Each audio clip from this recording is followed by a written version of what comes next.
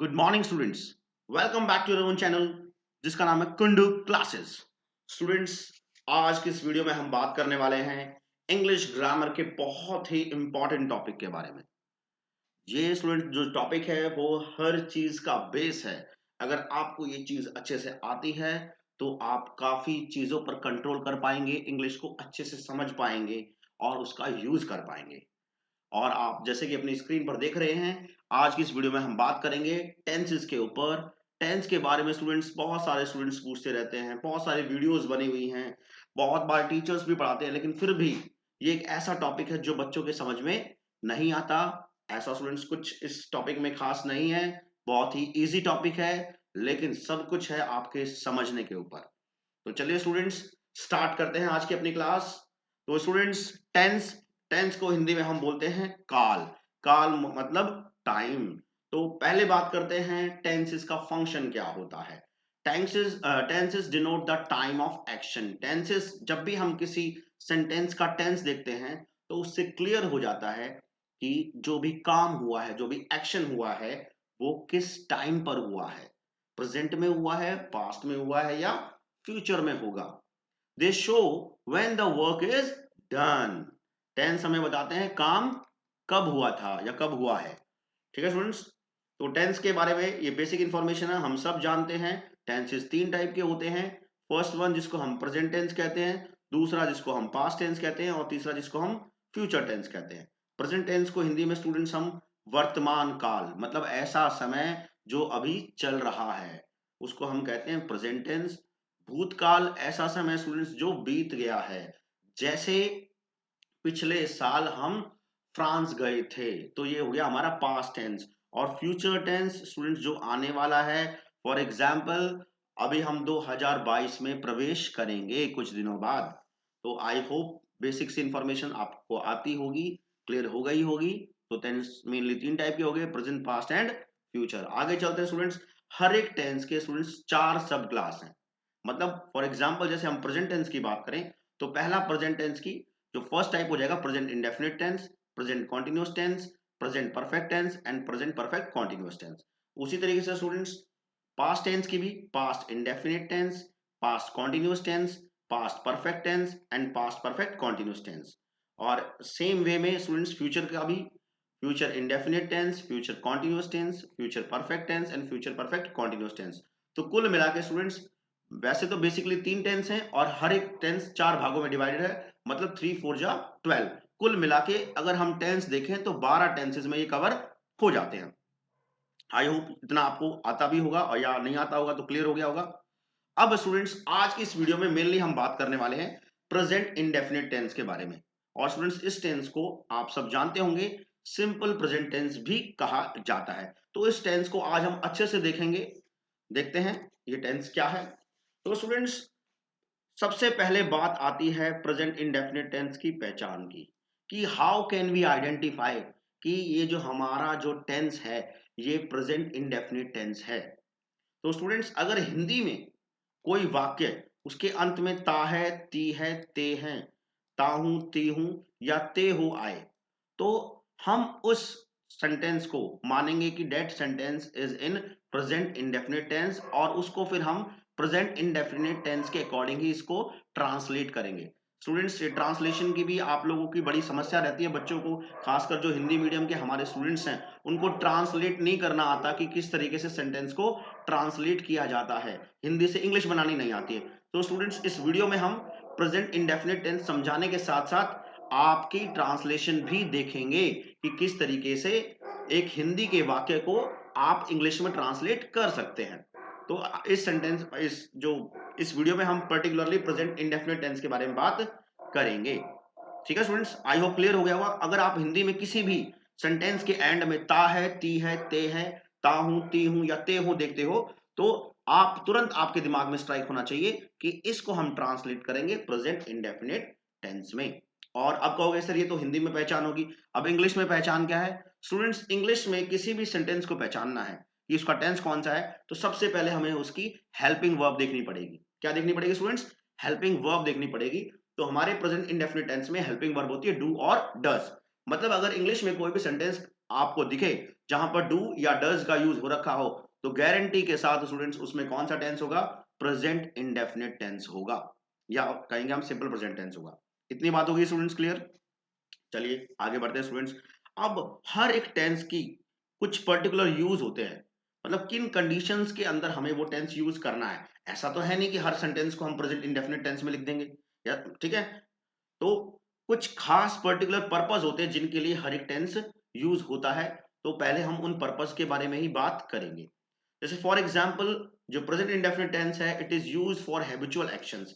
जब भी हमें अपनी प्रेजेंट की आदतें, परमानेंट या रिपीटेड एक्शंस बताने हैं, तो उन चीजों को बताने के लिए हम अपने मतलब प्रेजेंट इंडेफिनिट टेंस का यूज करते हैं। जैसे ध्यान से देखिएगा students, my friends go to library daily. मेरे जो दोस्त हैं वो रोज लाइब्रेरी जाते हैं। तो अब देखिए स्टूडेंट्स, रोज जाते हैं ये उनकी क्या है, एक आदत है, या ये जो एक्शन है वो एक पर्टिकुलर इंटरवल पे बार बार क्या होता है, रिपीट है, परमानेंट है कि जाएंगे ही जाएंगे। दूसरा, I read a story everyday. दूसरा है मैं रोज एक कहानी पढ़ता हूं। ठीक है। तो ये भी स्टूडेंट्स एक ऐसी बात है जो आपकी आदत है। ही अटेंड्स हिज क्लास रेगुलरली, वो अपनी क्लास नियमित रूप से जो है अटेंड करता है। और लास्ट वन है she gets up at 4 o'clock every day, वो डेली जो है 4 बजे उठ जाती है। तो आप इन चारों के चारों सेंटेंसेस में आप देखेंगे कि जो काम है वो करने वाले की आदत है, या वो जो एक्शन है बार बार रिपीट हो रहा है। अब स्टूडेंट्स बात करेंगे थोड़ी सी ट्रांसलेशन की। अब ट्रांसलेशन में देखिए स्टूडेंट्स, सबसे पहले हमें सब्जेक्ट ढूंढना होता है। अभी आगे थोड़ा सा सेंटेंस स्ट्रक्चर आएगा, उसमें थोड़ा सा और डिटेल में देखेंगे। तो हमारा सब्जेक्ट जो होता है स्टूडेंट, जो काम कर रहा है। जैसे फर्स्ट वाले सेंटेंस में मेरे दोस्त काम कर रहे हैं, तो आपने इंग्लिश में लिखोगे, जैसे हिंदी में भी मेरे दोस्त पहले लिखा है तो आपको माय फ्रेंड्स लिख देना उसकी ट्रांसलेशन। देन अब हमारा जो प्रेजेंट इंडेफिनिट टेंस है स्टूडेंट्स, उसका जो एफर्मेटिव सेंटेंस है, आगे भी बताऊंगा। उसके अंदर क्या होता है, अगर सब्जेक्ट हमारा प्लूरल है तो सिर्फ वर्ब की फर्स्ट फॉर्म आती है, यहाँ पर हेल्पिंग वर्ब नहीं आती स्टूडेंट्स एफर्मेटिव सेंटेंस में। ये ध्यान रहे, ये एक बहुत ही ध्यान देने वाली बात है, आगे आप देखने का। तो यहाँ पर हमारा जो सब्जेक्ट है वो प्लूरल है, इस वजह से वर्ब की फर्स्ट फॉर्म आ गई। और उसके बाद लाइब्रेरी जाना, टू लाइब्रेरी, और जो रोज है या प्रतिदिन है वो पीछे। जो एडवर्ब्स है ये स्टूडेंट्स जनरली पीछे आते हैं, देखिए आप, एवरीडे भी पीछे है, रेगुलरली पीछे है। ठीक है ना। तो आई होप पहला यूज क्लियर हो गया होगा, फॉर हैबिचुअल एक्शंस, परमानेंट और रिपीटेड एक्शंस। दूसरा स्टूडेंट्स, ये जो हमारा टेंस है वो यूज होता है to for expressing a general और यूनिवर्सल ट्रुथ। कोई ऐसी बात जिसको पूरी दुनिया मानती है, एक जनरल ट्रुथ है भाई, जिसको सब सब जानते हैं भाई, ये सच बात है। या ऐसी प्रोवर्ब्स जहां पर कोई पर्टिकुलरली टाइम मेंशन ना हो। जैसे पहले देख लेते हैं यूनिवर्सल ट्रुथ की, जैसे the sun rises in the east. हम सब जानते हैं जो सूरज है वो पूरब में उगता है ना, ईस्ट दिशा में से सूरज उगता है, इस बात को पूरी दुनिया मानती है। तो अगर हमें ऐसी कोई बात जो यूनिवर्सल ट्रुथ है, जनरल ट्रुथ है, उसको एक्सप्रेस करना है, उसको बताना है, तो हमें प्रेजेंट इंडेफिनिट टेंस का यूज करना पड़ेगा। नेक्स्ट है the earth goes around the sun. जो पृथ्वी है सूरज के चारों ओर चक्कर लगाती है। तो इसके अंदर भी आप देखिए, ये बात भी सभी जानते हैं, इस बात को साइंस भी प्रूव करती है। तीसरा है actions speak louder than words, ये है स्टूडेंट्स प्रोवर्ब। प्रोवर्ब्स को स्टूडेंट्स हिंदी में हम कहते हैं लोकोक्तियां। ठीक है। कथनी की तुलना में करनी ज्यादा असरदार होती है। यहाँ पर स्टूडेंट्स कोई टाइम वगैरह मेंशन नहीं है, तो जो प्रोवर्ब्स हैं जहां पे टाइम वगैरह मेंशन ना हो उनको एक्सप्रेस करना है तो we use present indefinite tense. Last है फॉर्च्यून फेवर्स द ब्रेव, भाग्य वीरों का साथ देता है। तो students, permanent action, repeated action, habitual actions, universal truth, proverbs, इन सबको एक्सप्रेस करने के लिए हम प्रेजेंट इंडेफिनिट टेंस का यूज करते हैं। थर्ड जो यूज है वो स्टूडेंट्स है टू इंट्रोड्यूस कोटेशंस। जो कोटेशंस होती हैं, जो महान व्यक्तियों ने जो बातें कही हैं, उनके जो वर्ड्स को एग्जैक्टली बताने के लिए हम प्रेजेंट इंडेफिनिट टेंस का यूज करते हैं। जैसे a thing of beauty is a joy for ever. ठीक है, ये बात कही है बहुत ही फेमस इंग्लिश लैंग्वेज के पोइट हैं जॉन कीट साहब ने। तो देखिए, ये जो सेंटेंस है इसको हमने एक्सप्रेस किया है प्रेजेंट इंडेफिनिट टेंस के अंदर। तो नेक्स्ट एग्जांपल देखिए, फ्रेल्टी दाय name is woman says Shakespeare. Shakespeare साहब कहते हैं। ठीक है स्टूडेंट्स, सब्जेक्ट हो गया शेक्सपियर, वर्ब की फर्स्ट फॉर्म के साथ एस ई एस आया है, अगर सब्जेक्ट सिंगुलर है तो इस चीज से क्लियर हो जाता है कि कौन सा टेंस है, प्रेजेंट इंडेफिनिट टेंस है। शेक्सपियर ने क्या कहा है कि दुर्बलता तेरा नाम स्त्री है, मतलब स्त्री दुर्बल है। ठीक है स्टूडेंट्स, नेक्स्ट थर्ड के बाद जो फोर्थ है, सॉरी यहाँ गलत हो गया, to express fixed program in future, भविष्य में कोई फिक्स्ड प्रोग्राम, मतलब कोई ऐसा प्रोग्राम हमने बना रखा है जो फ्यूचर का है लेकिन वो फिक्स कर रखा है और खासकर नियर फ्यूचर का हो। जैसे are examination starts on Monday, हमारा जो एग्जाम है, वो हमारी जो परीक्षाएं हैं वो कब से शुरू हो रही हैं, सोमवार से शुरू हो रही हैं। अभी स्टूडेंट शुरू नहीं हुई हैं लेकिन शुरू होंगी, लेकिन ये फ्यूचर का हिस्सा, एक फिक्स्ड प्रोग्राम का हिस्सा है।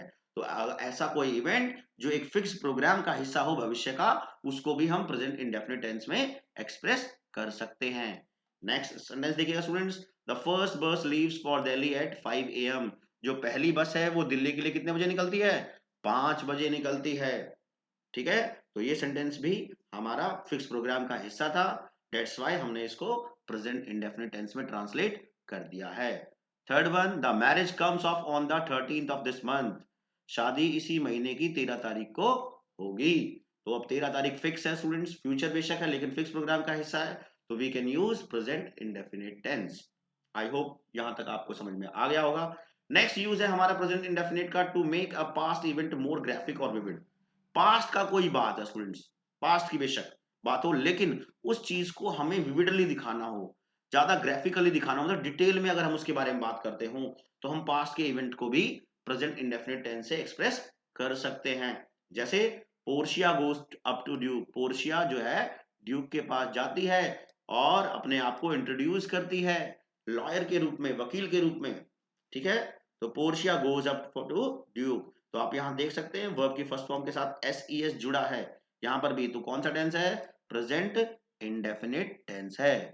नेक्स्ट जो हमारा यूज है वो है स्टूडेंट्स, प्रेजेंट इंडेफिनिट टेंस का यूज एक्सक्लामेटरी सेंटेंसेस में भी होता है, जहां पर जो है सेंटेंस हियर या देयर से स्टार्ट हो रहा हो। जैसे देयर गोज योर हस्बैंड, देखो वो गया आपका हस्बैंड, या हियर कम्स द ट्रेन, देखिए ये आ गई ट्रेन, देयर शी लिव्स, वहां वो रहती है। तो ये सारे एक्सक्लामेटरी सेंटेंसेस हैं and they are starting with here and there, तो जब हियर और देयर से एक्सक्लामेटरी सेंटेंस स्टार्ट हो रहा होगा तो वहां पर भी हम प्रेजेंट इंडेफिनिट टेंस का यूज कर सकते हैं। इसके अलावा स्टूडेंट्स जो सिंपल प्रेजेंट टेंस है, इसका इस्तेमाल एक ऐसे एक्शन को दिखाने के लिए आता है जिसके अंदर ये सारी एडवर्ब्स आती हैं, always, regularly, generally. Students generally अगर ये एडवर्ब्स यूज हो रही हैं तो वहां पर सिंपल प्रेजेंट टेंस आएगा, ऐसा 100% नहीं है लेकिन जनरली ऐसा होता है। If you get always, regularly, everyday, daily, normally, generally, usually, occasionally, sometimes, often, rarely, frequently, nowadays, naturally, seldom, constantly, never, every week, तो students all these are adverbs, और अगर आप ये एडवर्ब्स सेंटेंस में पाओ, ये वर्ड्स आपको सेंटेंस में मिले, तो आप का मतलब मोस्टली चांस है कि उसमें सिंपल प्रेजेंट टेंस यूज होगा। जैसे she always speaks the truth, वह हमेशा सच बोलती है। ठीक है, तो यहां पर देखिए क्या आया है, ऑलवेज आया है। नेक्स्ट देखते हैं, he sometimes goes for a walk, तो इस सेंटेंस में क्या गया स्टूडेंट्स, समटाइम्स, वो कभी कभार टहलने जाता है। And he never tells a lie, और यहां पर हमारा क्या आ गया, नेवर आ गया। तो आप देख सकते हैं whenever these adverbs या these words are used in a sentence, हमें कौन सा टेंस यूज करना होगा, simple present tense. Next use पे चलते हैं स्टूडेंट्स। इसके अलावा स्टूडेंट्स कुछ वर्ब्स हैं जिनको स्टेटिव वर्ब्स कहते हैं, ये इनका इस्तेमाल सिर्फ जो है हम कहेंगे सिंपल टेंसेस में होता है, मतलब इनडेफिनिट टेंसेस में, चाहे वो सिंपल प्रेजेंट हो, चाहे सिंपल पास्ट हो, या सिंपल फ्यूचर हो। तो जरा देखते हैं स्टूडेंट्स वो कौन कौन सी वर्ब्स हैं जिनका इस्तेमाल आप सिर्फ प्रेजेंट, सिंपल प्रेजेंट टेंसेस में पाएंगे। Have, understand, know, agree, promise, include, believe, hate, need, hear, love, appear, see, like, seem. देखिए स्टूडेंट्स, जैसे आई एम विशिंग, जनरली हम यूज नहीं करते, आई एम लविंग, नहीं, I am seeing, I am liking, ऐसा नहीं होता है। ये जो वर्ब्स जो मैंने आपको बताई हैं, इनका use simple present, simple tenses में ही होता है। जैसे आई नो ऋतिक रोशन, जैसे मैं ये नहीं कह सकता मैं ऋतिक रोशन को जान रहा हूं, नहीं, आई नो ऋतिक रोशन। ठीक है, तो ये जो वर्ब है know, it is usually used in simple tenses. She understands it, वह इसे समझती है। वी लव इंडिया, हम भारत से प्यार करते हैं। Some people don't believe in God, कुछ लोग भगवान को नहीं मानते हैं। नेक्स्ट जो सेंटेंस स्टूडेंट जो यूज है, हम सिंपल प्रेजेंट टेंस का यूज करते हैं क्लॉजेस ऑफ टाइम और कंडीशन के अंदर जब हमें कोई फ्यूचर एक्शन दिखाना हो। आप कहोगे सर जी क्लॉज क्या होता है, सबऑर्डिनेट क्लॉज क्या होता है? स्टूडेंट्स क्लॉजेस मैं आगे आपको पढ़ाऊंगा। देखिए स्टूडेंट्स क्लॉजेस सिंपल भाषा में सीख लेते हैं, फटाफट मैं आपको समझा देता हूँ। क्लॉजेस के अंदर स्टूडेंट्स एक बड़ा सा सेंटेंस होता है जिसके दो पार्ट होते हैं। एक को हम बोलते हैं प्रिंसिपल क्लॉज, ठीक है, एक को कहते हैं सबऑर्डिनेट क्लॉज। प्रिंसिपल क्लॉज मतलब मेन क्लॉज, और दूसरा जो उसका हिस्सा होता है, ठीक है, जिसको बोलते हैं हम सबऑर्डिनेट क्लॉज या डिपेंडेंट क्लॉज, ठीक है। तो देखते हैं यहां पर खास, if main verb is in future tense then use present indefinite tense in conditional sentences. देखिए स्टूडेंट्स क्या है, अगर जो मेन वर्ब फ्यूचर टेंस में होगी तो जो प्रेजेंट इंडेफिनिट टेंस का यूज करेंगे हम कंडीशनल सेंटेंस में। कंडीशनल, अगर कोई कंडीशन लगी है, यदि, परंतु, किंतु जो है अगर, ये अगर स्टूडेंट्स हिंदी में आप आ जाएं तो ठीक है, तो हमें यूज करना होगा जो है सिंपल प्रेजेंट टेंस, ठीक है। और ध्यान रहे किसके बाद यूज होगा, अगर ये वर्ड मिलेंगे if, till, as soon as, when, unless, before, until, even if, in case, as, ठीक है। जैसे we shall wait till she arrives. अब देखिए मेन वर्ब हमारी कौन से टेंस में, प्रेजेंट फ्यूचर इंडेफिनिट में है, और वर्ड आ गया बीच में टिल। टिल के बाद जो आएगा वहां पर कौन सा टेंस आएगा, प्रेजेंट इंडेफिनिट। हम उसके आने तक इंतजार करेंगे। If you go you will see him, अगर तुम जाओगे, देखो कंडीशन लगा दी है, अगर तुम जाओगे तो तुम उसे देखोगे। तो यहां पर देखिए मेन जो जो सेंटेंस है, मेन जो वर्ब है वो फ्यूचर में है, तो हमें फ्यूचर प्रेजेंट इंडेफिनिट टेंस का यूज करना पड़ा है। I shall go to Delhi in case she asked me, मैं दिल्ली जाऊंगा। बीच में क्या आ गया स्टूडेंट्स, इन केस। देखिए यहाँ पर इन केस ये रहा, इन केस आएगा तो हमें कौन सा टेंस यूज करना है, present indefinite. Before she comes I shall finish my work, ठीक है, उसके आने से पहले मैं अपना गृह कार्य पूरा कर लूंगा। देखिए स्टूडेंट्स फ्यूचर इंडेफिनिट है और ये हमारा प्रेजेंट इंडेफिनिट है। तो यहाँ चीज तो आपको क्लियर होगी होगी कि फ्यूचर इंडेफिनिट टेंस के साथ कौन सा टेंस यूज हो रहा है, present indefinite tense. Unless he works hard he will not pass, जब तक वह कड़ी मेहनत नहीं करेगा जब तक वो पास नहीं होगा। ये भी कंडीशन लगा दी है कि अगर उसको पास होना है तो उसको मेहनत करनी ही करनी पड़ेगी। आई होप ये वाला आपको समझ में आ गया होगा। सबऑर्डिनेट क्लॉज में है ना, जो टाइम और कंडीशन के सबऑर्डिनेट क्लॉज होते हैं जिसमें फ्यूचर एक्शन एक्सप्रेस हो रहा हो, तो वहां पर हम जो है प्रेजेंट इंडेफिनिट टेंस का यूज करते हैं। और इसके अंदर क्या होगा, फ्यूचर जो टेंस है, जो मेन वर्ब है वो फ्यूचर टेंस में दी होगी, और आगे का जो सबऑर्डिनेट क्लॉज है उसके अंदर यूज हो जाएगा हमारा प्रेजेंट इंडेफिनिट टेंस। नेक्स्ट है students, to express instructions, request and commands, ठीक है। हम अगर किसी को इंस्ट्रक्शंस दे रहे हैं, रिक्वेस्ट कर रहे हैं किसी से, किसी को कमांड कर रहे हैं, ठीक है, कहने का मतलब है अगर we are using imperative sentence तो हमें क्या है, प्रेजेंट इंडेफिनिट टेंस का यूज करना पड़ेगा। Sit down, please help me, improve your handwriting, don't litter the park area, labour hard to achieve success. तो स्टूडेंट्स ये सारे के सारे इंपेरेटिव सेंटेंस हैं। सिट डाउन, हम जैसे generally when the teachers enters into, है ना, when the teachers enter into a class they say sit down students. तो ये जो वर्ड, ये जो सेंटेंस है सिट डाउन, ये कौन सा टाइप का सेंटेंस है, इंपेरेटिव है।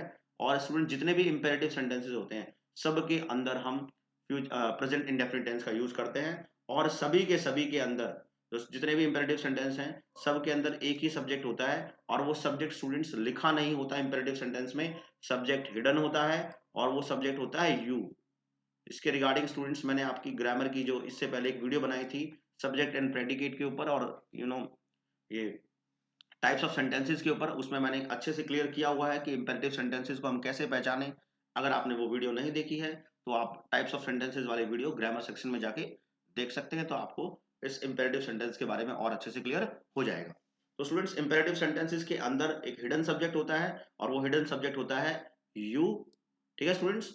और जैसे यू सिट डाउन मतलब यू सिट डाउन मतलब आप लोग बैठ जाइए, तो हम आपको क्या कर देते हैं, ओमिट कर देते हैं, हम आपका यूज नहीं करते, हम सिर्फ सीधा बोल देते हैं सिट डाउन या हेल्प मी, ठीक है, या किसी को वार्न कर रहे हैं डोंट टच द वायर, ठीक है, आई होप समझ में आ रहा होगा इतना। नेक्स्ट जो है हमारा प्रेजेंट इंडेफिनिट टेंस का इस्तेमाल ब्रॉडकास्ट, जो कमेंट्रीज चल रही होती हैं, आपने देखा होगा स्पोर्ट्स वगैरह हो रहे होते हैं, आईपीएल वगैरह के मैच होते हैं या क्रिकेट मैचेस चल रहे होते हैं, फुटबॉल मैचेस चल रहे होते हैं, तो वहां पर जो है हम सिंपल प्रेजेंट टेंस का यूज करते हैं कमेंट्री के दौरान। प्रेजेंट इंडेफिनिट प्रेजेंट कॉन्टिन्यूस की बजाय हम वहां पे सिंपल प्रेजेंट टेंस का यूज करते हैं। जैसे Jadeja runs after the ball, Jadeja ball के पीछे भागता है, उसको पिक करता है और उसको फेंक रहा है स्टंप्स के ऊपर, ठीक है। She comes and hits the ball into the net, वो आती है मतलब या वो आई और उसने क्या है बॉल को नेट्स में दे मारा, ठीक है। तो ये है हमारी कमेंट्री। कमेंट्रीज के अंदर भी प्रेजेंट इंडेफिनिट टेंस का यूज होता है। तो स्टूडेंट्स कुल मिला के ऑलमोस्ट ये 10 के आसपास हमारे यूजेस थे। एक बार फिर रिमेंबर कर लेते हैं। रिपीटेड एक्शन, परमानेंट ट्रूथ, ठीक है, यूनिवर्सल ट्रूथ, आपकी हैबिचुअल एक्शंस हैं, नियर फ्यूचर के जो एक्शंस हैं, इंपेरेटिव सेंटेंसेस के अंदर है, सबऑर्डिनेट क्लॉज के अंदर है, ठीक है, और कुछ मैंने एडवर्ब्स बताई थी, एवरीडे, डेली, है, नेवर, सेल्डम, इनके साथ हम यूज करते हैं प्रेजेंट इंडेफिनिट टेंस।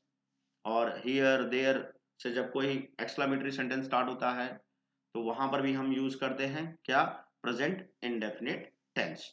तो एक बार अगर नहीं समझ में आया हो तो आप वापस जाके देख सकते हैं, आराम से सुन सकते हैं, कोई कंफ्यूजन रहे तो आप जो है कमेंट सेक्शन में जाके मेरे से पूछ सकते हैं। तो अब स्टूडेंट्स अब हम बात करते हैं थोड़ा सा इनके सेंटेंस स्ट्रक्चर के बारे में कि प्रेजेंट इंडेफिनिट टेंस में का सेंटेंस स्ट्रक्चर क्या होगा, किस तरीके से हम सेंटेंस को कंस्ट्रक्ट करते हैं, बनाते हैं।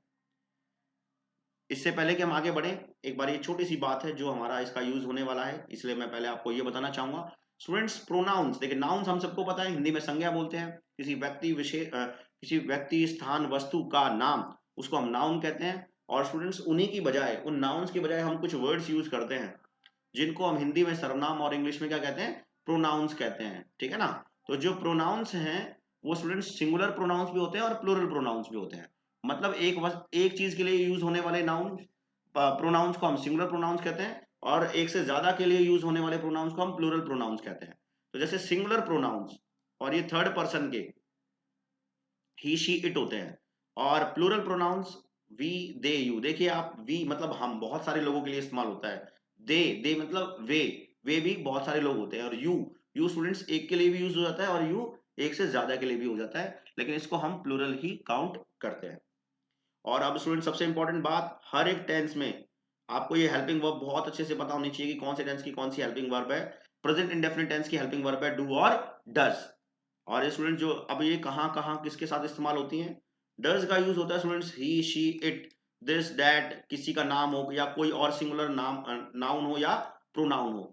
मतलब सिंगुलर कोई चीज होनी चाहिए, चाहे वो नाउन हो और चाहे वो प्रोनाउन हो, ठीक है, उसके साथ डज का यूज होता है। और अगर कोई प्लूरल चीज होगी जैसे we, they, you, these, those, या कोई प्लूरल नाउन या प्रोनाउन, सबके साथ डू यूज होता है। और ये जो आई है स्टूडेंट्स, ये थोड़ा सा एक्सेप्शन है, आई के साथ भी हम डू का यूज करते हैं, आपको ध्यान रखना है। तो ये वाले पॉइंट्स बहुत इंपॉर्टेंट है, helping verb do and does, और किन किन के साथ डू डज यूज होता है ये आपको पता होना चाहिए, ठीक है। देखिए जैसे ही डज आएगा, हम दे डज नहीं कह सकते, अगर दे डज बोल दिया तो सेंटेंस रॉन्ग हो जाएगा। ये सब्जेक्ट वर्ब एग्रीमेंट में, मैंने इससे पहले कुछ वीडियोस बनाई थी, सब्जेक्ट वर्ब एग्रीमेंट को फॉलो करने के लिए हम ऐसा करते हैं कि अगर सिंगुलर सब्जेक्ट है तो सिंगुलर वर्ब आएगी और प्लूरल सब्जेक्ट है तो प्लूरल वर्ब आएगी। इसलिए ध्यान रखिएगा किसके साथ डज यूज होता है और किसके साथ डू यूज होता है।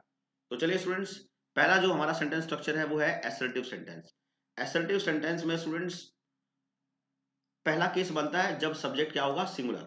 मतलब अगर subject he, she, it, this, that या किसी का नाम दे रखा है या कोई सिंगुलर नाउन या प्रोनाउन दे रखा है, तो उस केस में एसर्टिव सेंटेंस को किस तरीके से हम बनाते हैं। जैसे देखिए पहले सब्जेक्ट आएगा, फिर वर्ब की फर्स्ट फॉर्म आएगी और उसके साथ में एस ई एस जुड़ेगा। वर्ब के फर्स्ट फॉर्म के साथ एस भी जुड़ सकता है और ई एस भी जुड़ सकता है, और लास्ट में आता है ऑब्जेक्ट। फॉर एग्जाम्पल देखिए स्टूडेंट, ध्यान से देखिएगा ट्रांसलेशन, वह केला खाता है, हिंदी में आपने देखा वह केला खाता है। अब यह है हमारा assertive sentence. Assertive sentences students, types of sentences में आप जाके देख सकते हैं कि एसर्टिव सेंटेंस क्या होता है, वीडियो ऑलरेडी मैंने बना रखी है टाइप्स ऑफ सेंटेंस के ऊपर। तो सबसे पहले स्टूडेंट्स हिंदी में सब्जेक्ट मिलेगा आपको, इंग्लिश में भी सबसे पहले आपको सब्जेक्ट ही लिखना होगा। जैसे यहाँ पे लिखा है वह केला खाता है, तो वह लड़का है, इसलिए हमने क्या यूज किया, ही। क्लियर है, यहाँ सब्जेक्ट क्या आ गया, ही। उसके बाद हमें क्या यूज करनी है असर्टिव सेंटेंस में, वर्ब की फर्स्ट फॉर्म। और वर्ब मिलेगी स्टूडेंट्स आपको हिंदी के सेंटेंस के एंड में, जैसे खाता है, खाना मतलब क्या होता है स्टूडेंट्स, ईट। तो हमने ही के बाद क्या लिखा, ईट। अब या तो एस आएगा या ई एस आएगा, ठीक है। तो अब हमने इसके अंदर एस ऐड कर दिया। अब सवाल उठता है कि सर आपने एस क्यों किया, ई एस क्यों नहीं किया, एस कहाँ यूज करेंगे, ई एस कहाँ यूज करेंगे। तो उसका जवाब ये रहा नीचे। अगर स्टूडेंट्स आपकी वर्ब के पीछे ओ, डबल एस, एक्स, जेड है, एस एच, सी एच ये आए, तो हमें ई एस ऐड करना पड़ेगा। उसी तरीके से अगर आपकी वर्ब के पीछे वाई आए, तो वाई को हमें क्या है, आई में कन्वर्ट करना है और पीछे ई एस लगा देना है।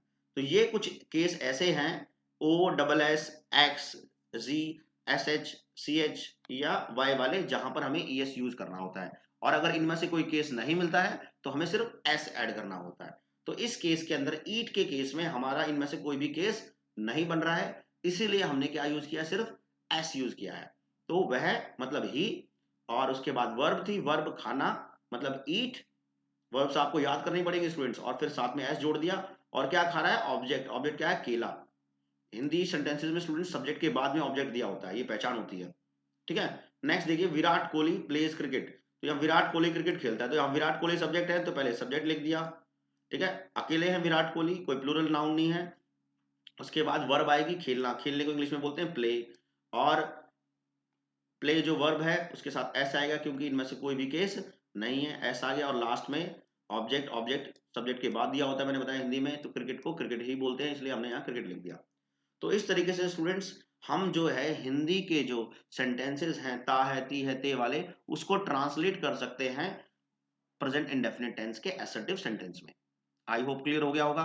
कोई डाउट है तो आप कमेंट सेक्शन में खुला हुआ है आपके लिए, आप मेरे से पूछ सकते हैं।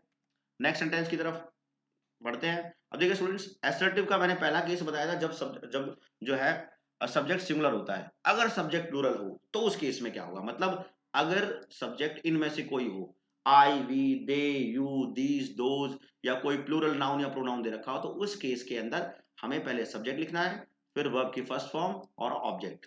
मतलब इसके अंदर और इसके अंदर, ठीक है। सिंगुलर और प्लूरल वाले में मेन फर्क क्या है, अगर सब्जेक्ट सिंगुलर होता है तो वर्ब के साथ एस ई एस जुड़ जाता है, और अगर सब्जेक्ट प्लूरल है तो वर्ब के साथ कुछ नहीं जुड़ेगा, सिर्फ वर्ब की फर्स्ट फॉर्म ही यूज होगी। ये बहुत ही इंपॉर्टेंट बात है स्टूडेंट्स, ध्यान देने वाली बात है, ये आपको ध्यान रहे, ठीक है। एसर्टिव सेंटेंस के दो पार्ट बन रहे हैं, if subject is singular, if subject is plural. अगर सब्जेक्ट सिंगुलर है तो आप वर्ब के साथ एस ई एस लगाइए, और अगर सब्जेक्ट प्लूरल है तो सिर्फ वर्ब की फर्स्ट फॉर्म आएगी, ठीक है।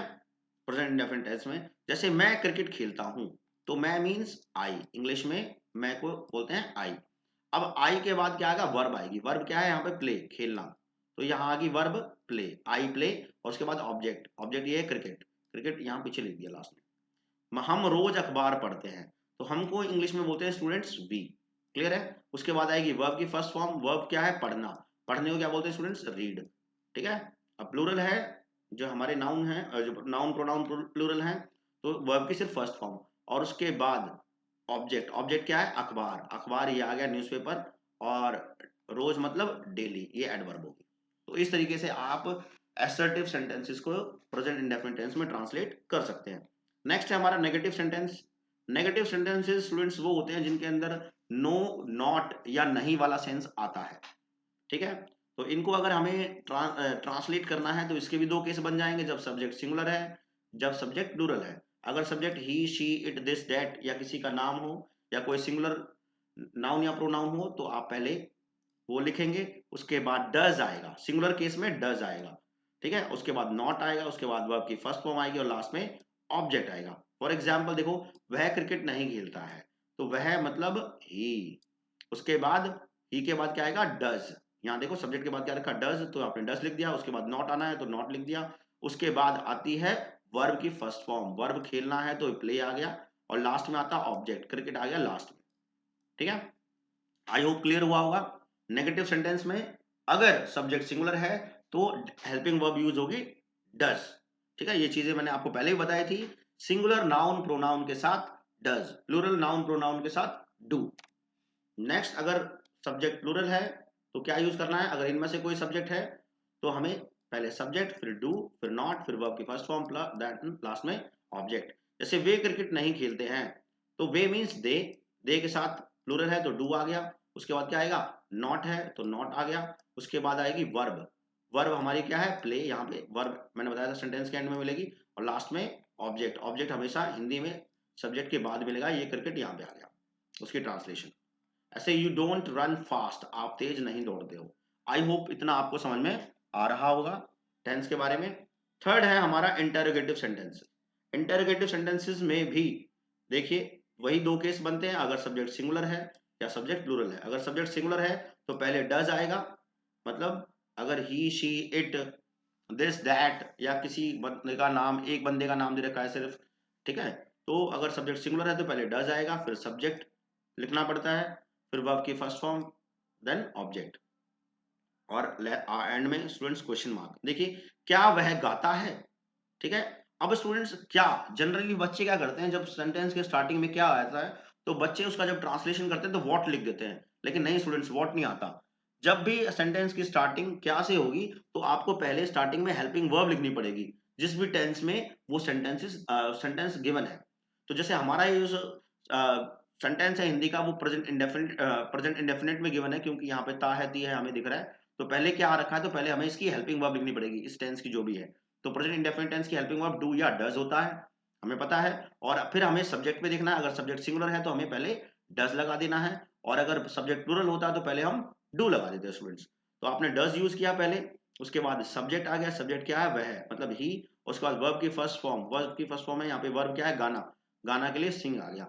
ऑब्जेक्ट यहाँ पे कुछ था नहीं इसलिए दैट इज मिसिंग, सीधा क्वेश्चन मार्क आ गया। नेक्स्ट देखिए स्टूडेंट्स, क्या वह एक पत्र लिखती है, तो अब पहले क्या आया है, तो पहले आपको हेल्पिंग वर्ब यूज करनी पड़ेगी। तो अब हेल्पिंग वर्ब डू होगी या डज होगी प्रेजेंट इंडेफिनिट में, it depends on the subject. Subject singular है तो डज, और सब्जेक्ट प्लूरल है तो डू। तो हमारे यहाँ पर फिर सब्जेक्ट सिंगुलर है इसलिए हमने पहले डज का यूज किया है, ठीक है स्टूडेंट्स।